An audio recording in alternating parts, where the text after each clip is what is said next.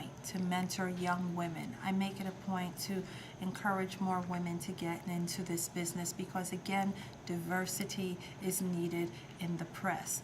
A woman's voice is just as important as a man's voice. And as we all know, women see things differently from men. So it's important that we have both of those, men and women of all races, reporting on what's happening in the world, so we get a diverse view of the news, of what has occurred, so it's balanced. When we have just a male point of view, I'm not saying that there's anything wrong with men, but where's the female point of view? We all know when there's a car accident, car A saw it one way, car B saw it another. So I encourage women to be strong in this business. Of course, it is still a male-dominated business, but it's important that we all start to make our mark.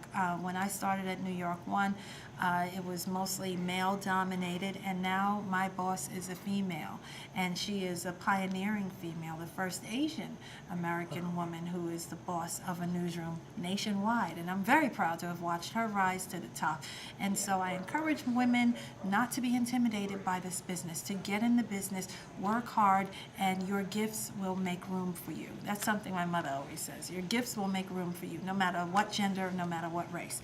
As for the National Association of Black Journalists, the New York Association of Black Journalists, it's been such a pleasure to be a part of this organization. We just wrapped up an amazing gala where we paid tribute to other African American journalists. And I'll tell you, one thing that's so wonderful about being associated with NYABJ is that you realize black journalists don't feel they get their just due.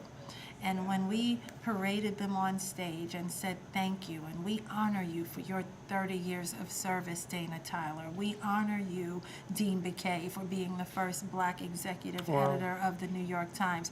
You could see a pride and an appreciation.